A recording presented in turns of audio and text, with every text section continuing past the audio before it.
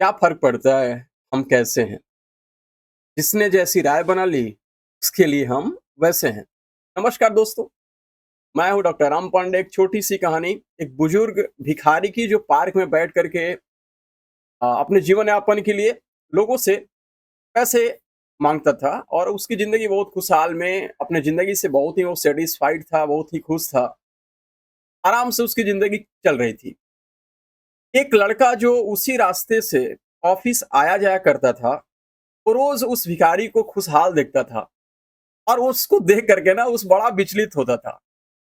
वो लड़का एक दिन ऑफ़िस जा रहा था, तो वहाँ पे रुका और रुकने के बाद भिखारी से कहा कि अगर आपके पास समय है, तो मैं आपसे कुछ प्रश्न करना चाहता हूँ। भिखारी ने कहा कि मेरे पास तो समय ही समय है, मैं कोई काम तो करता नहीं हूँ। अच्छा, जो भी प्रश्न है आप पूछो। लड़के ने पहला प्रश्न किया कि आपके पास पैसे तो आ जाते हैं, लोग आते-जाते रहते हैं, आपको पैसे तो दे देते हैं। लेकिन इस पैसे से आप भोजन कैसे करते हैं? क्योंकि आपके पास तो दोनों हाथ है नहीं।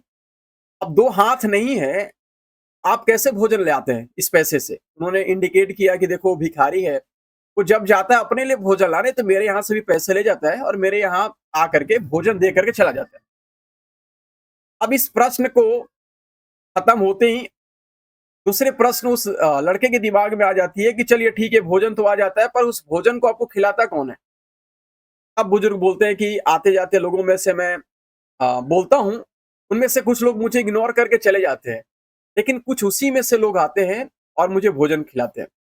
कुछ तो ऐसे हैं जो 15-15 दिन तक लगातार आकर के मुझे भोजन खिलाते हैं। ये बात सुन कर के लड़के के दिमाग में एक और प्रश्न आता है, ठीक है, भोजन करने के बाद पानी कैसे पीते हैं आप? इन्होंने इंडिकेट किया, वो घड़ा देख रहे हो? उस घड़े को मैं गिराता हूँ और एक घड़े गिरने के बाद मेरे बर्तन में जो पानी आता है, उस पानी को मैं जैसे जानवर पीते हैं ना, वैसे मैं पानी पी करके अपना प्यास बुझाता हूँ। फिर लड़के ने दोबारा प्रश्न किया, नेक्स्ट प्रश्न किया कि चलिए ठीक है, ये सब काम होने के बाद इतने सारे मच्छर पार्क में होते हैं, उस मच्छर से बचने के लिए क्या करते हैं? क्योंकि आपके पास तो हाथ है नहीं। फिर उन्होंने कहा कि मैं लेट करके इधर-उधर हो करके अपने आप को मच्छर से बचाता हूँ। ये सारे प्रश्न खत्म हो गए थे। खत्म होने के बाद बुजुर्ग ने कहा कि बस मेरी ऐसी ज़िंदगी चल रही है, मैं खुश हूँ अपनी ज़िंदगी से। तभी लड़का बोल पाता है कि आपकी ज़िंदगी बेकार है एकदम, धिक्कार है ऐसी ज़िंदगी पे, धिक्कार है ऐसे जीवन पे और ऐसे जीवन जीने के बाद भी आप इतने खुश हैं, आपको तो मर जाना चाहिए। ये कोई ज़िंदगी है?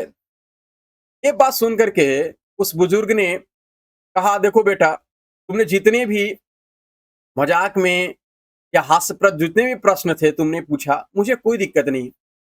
लेकिन आज के बाद ये कभी मत कहना कि ये ज़िंदगी धिक्कार है, क्योंकि ये ज़िंदगी बहुत मुश्किल से मिलती है। इस ज़िंदगी को आप खरीद नहीं सकते हो। उनसे पूछो जिनके पास हाथ नहीं है, पैर नहीं है या उनके ऑर्गन्स डैमेज हैं, वो चाह करके भी, पैसे दे करके भी उस लाइफ़ को खरीद नहीं पा रहे हैं। बहुत सारे लोगों को ज़िंदगी मिली है, बहुत सारे लोग गलत काम भी करते हैं, लेकिन बहुत सारे लोग अच्छे काम भी करते हैं। इस ज़िंदगी को बेकार नहीं जाने देना चाहिए। ये ज़िंदगी बार-बार नहीं मिलती है। तो आप अपनी ज़िंदगी से खुश रहिए और आपको लगता है कि ज़िंदगी ने आपको कुछ एक्स्ट्रा दिया है, तो उस एक्स्ट्रा में से उन लोगों को भी दीजिए जिनको उनकी ज़रूरत है। क्योंकि दुनिया में सबसे बड़ा दानी वही होता है जो दूसरे के चेहरे पे मुस्कान लाता है। इस ज़िंदगी में हमें, जब तक की ज़िंदगी है, क्योंकि मृत्यु निश्चित है, एन्जॉय करिए, दूसरे को खुश रखिए, मस्त रहिए, तंदुरुस्त रहिए। मिलते हैं अगले वीडियो में, तब तक के लिए जय हिंद, वंदे मातरम।